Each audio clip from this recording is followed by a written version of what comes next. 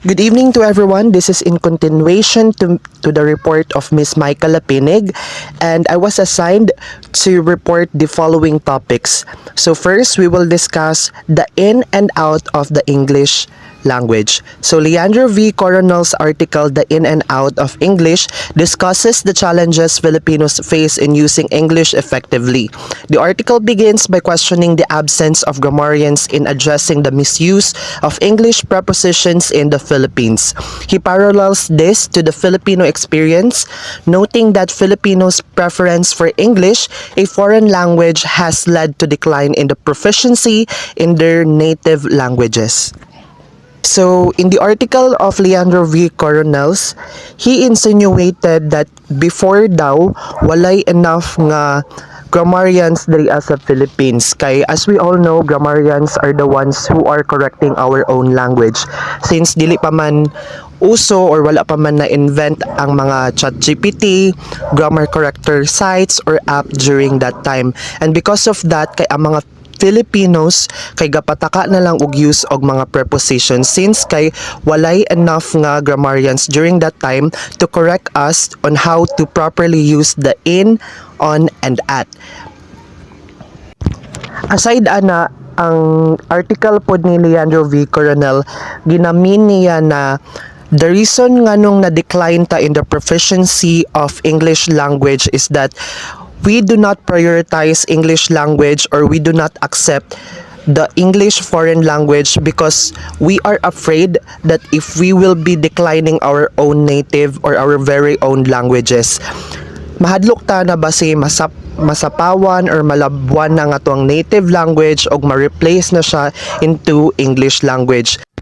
Because of our love to our own roots, traditions, and culture, we prioritize to speak or to accept our very own native language rather than accepting on how to learn the English language proficiently.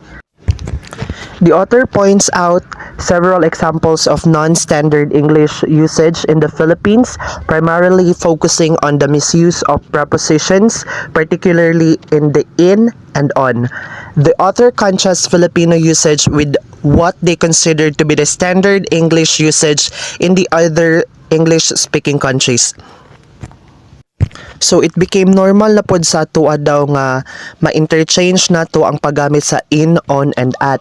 So wala ta kayo nato ginamayn kung unsa jud ang tama nga paggamit sa in, on, at for as long as we use it in a very nice way, like nindot siya paminawon, sige i-in na lang nato ni, i-on na lang nato ni, or i-at na lang nato ni.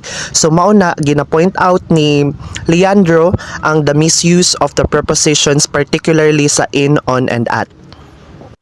Aside sa mali nga paggamit sa in og on, ginagamit po nato ang push through instead sa go ahead. So the author finds this phrase peculiar and notes that it's not used in the other English-speaking societies. So here are the right usage of the in, on, and at as the preposition of time and the preposition of place. So first, kay at. So ginagamit nato ang at if we refers to a specific time of the day.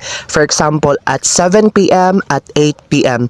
Or kung gamiton nato siya in a sentence, I will be meeting her at 12 p.m.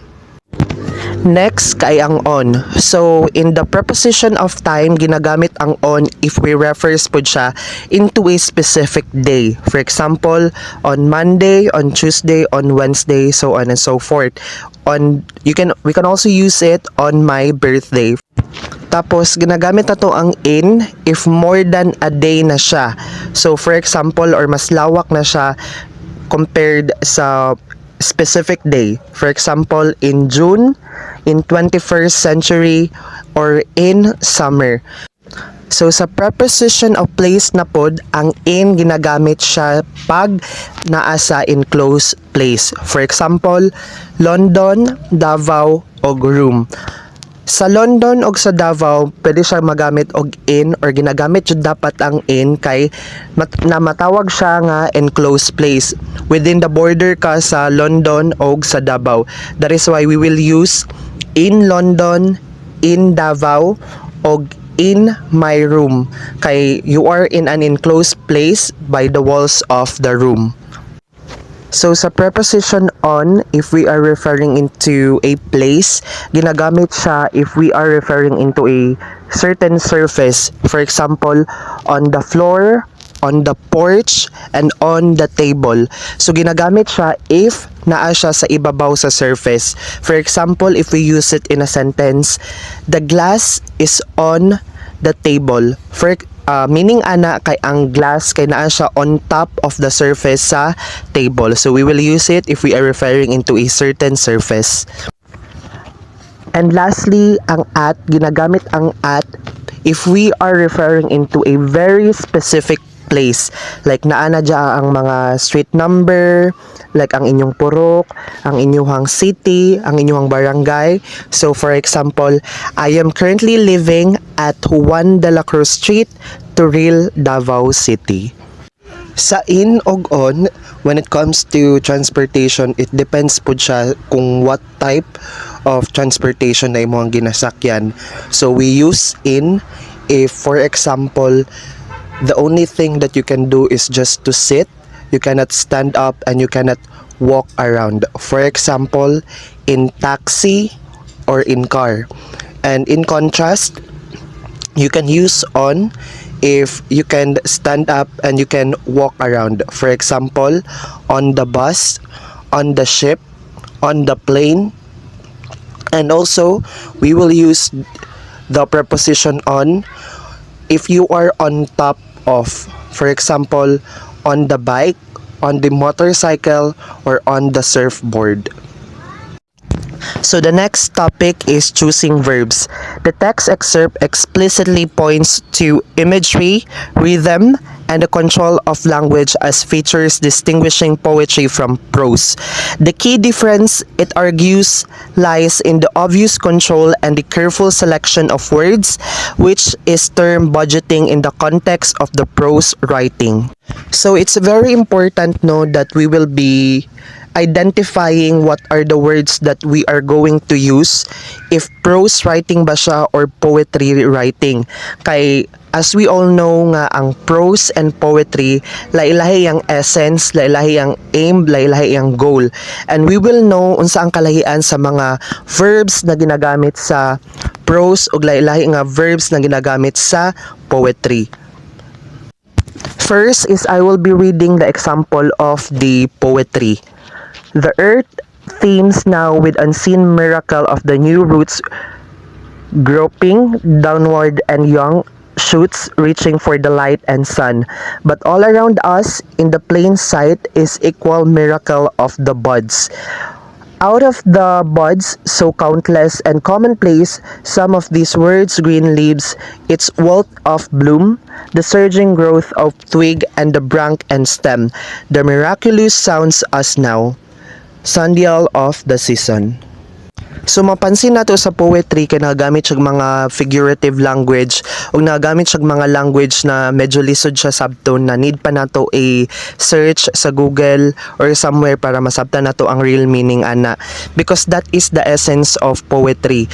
It uses evocative language and it is for the purpose of aesthetic experience. So dili niya explicitly ginaingon jud mismo ang meaning, kay ang aim sa poetry kay kanang murag palisod-lisonon imo kinabuhi, kanang murag need nimo nga to think out of the box para masabtan jud nimo kung unsa jud ang meaning na ginapasabot aning certain nga text. That is why sa in choosing the verbs sa poetry kay kanang murag ang mga verbs na ginagamit ani kay medyo lisod siya o kanang dili siya dayon dali nga masabtan or dili explicitly gina-show ang meaning ani. Next kay ang prose. So basahon ako ang example sa prose. Watching television, you'd think that we live at a bay in a totally jeopardy, surrounded in all sides by humans seeking germs, shielded against infection and death only by a chemical technology that enables us to keep killing them off. We are instructed to spray disinfectants everywhere into the air of our bedrooms, since it is our very own germs that seems the worst kind. We explode clouds of aerosol mix for good luck with deodorants into our noses, mouth, underarms, and privilege crannies, and even into the intimate inside of our telephones. We apply potent antibiotics to minor scratches and seal them with plastic. Plastic is the new protector we wrap already. Plastic tumblers of hotels in more plastic and seal the toilet seats like secrets after irradiating them with ultraviolet lights. We live in a world where the microbes are always trying to get at us, to tear us cell from cell, and we only stay alive the whole through diligence and fear. So, compared sa poetry, ang prose, ang ginagamit niya ng mga verbs kay usually very familiar na sa tuwa or very familiar na madungog na nato before pa. So that is why dili na nato need nga i-search pa ni na certain na verbs. Kay ang goal manggod sa poetry is to have clarity, to promote factual accuracy in presenting information, which means dapat masabtan nato kung unsa ang message sa text ug wala na paligoy-ligoy pa. The goal of the poetry is to inform us and to clarify us with the meaning of the whole text, na dili na kailangan nato need na mag-think pa out of the box para masabtan kung unsa ang meaning sa certain message sa whole text. So in choosing the verbs sa poetry, kay ang ginagamit laan ni ng mga verbs kay usually ka ng mga verbs na madungog na nato ug mga verbs na dili na nato kailangan na mag-search pa para masabtan ang meaning, especially kung basahon nato siya in the whole text. So in choosing the verb, mag-vary jud siya of what type of writing that you're going to present. Kay if you're going to present poetry, of course mag-use ka mga verbs nga makapromote og aesthetic experiences sa mga viewers nimo og sa mga readers nimo. Og prose lang, you will choose a simple verb na dali ra masabtan sa imong mga viewers or readers. And for the last two topics, these are interconnected. The topic of language competence and performance and the killer grammar. So for the language competence and performance, this refers to the underlying knowledge a native speaker possesses about their language.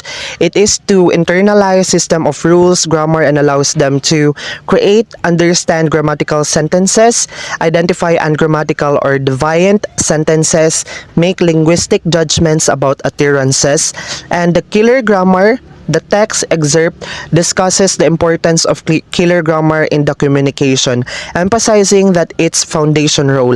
It uses provocative term killer grammar to highlight the critical impact of the correct grammar on mutual understanding. So, the meaning of language competence and performance is someone's ability to know the rules, grammar, and the technicality of language. And when it comes to performance is if you are going to translate it in the conversation manner, kay the main goal of language is for us to have mutual understanding and for us to understand each other and to communicate with clarity. So sa language competence and performance, it's very important that you are particularly know the rules of the grammar and the technicalities of language. Kay dapat kabalo ka kung unsa ang mga language, especially sa mga pronouns, especially sa mga prepositions na imong gamiton. Kay imuhang goal manggod is to construct a sentence kung unsa jud dapat imong ginapasabot. Kay if you're going to misuse a certain pronouns or certain prepositions, maybe ma-change na jud ang whole message sa isa ka text or sa isa ka paragraph na imong gusto ipasabot sa imong kaistorya. That is why it's very important that you are very particular with the grammar rules and the grammar technicalities for you to be able to promote mutual understanding and to have a conversation with clarity. O ginatawag siya nga killer grammar. This is to highlight the critical impact of the correct grammar on mutual understanding. Kay just like what I've mentioned sa the importance of language competence, dapat kabalo ka kung unsa nga specific pronouns, specific adjectives, specific prepositions nga imuhang dapat gamiton in a sentence or even in a writing. Kay Just like what I've mentioned, kung mamali lang jud ka o gamit sa certain pronouns, prepositions, or adjectives, kay pwede nga maka-cause siya og misconception, misinformation sa imuhang kastorya, and mao ni siya ma-defeat siya ang purpose sa language, which is to promote mutual understanding. That is why it's very important that you need to be very particular with the specific pronouns, adjectives, and any other parts of the speech that you're going to use in order for you to promote mutual understanding with the person that you are talking. Thank you so much for listening, everyone, and have a blessed day.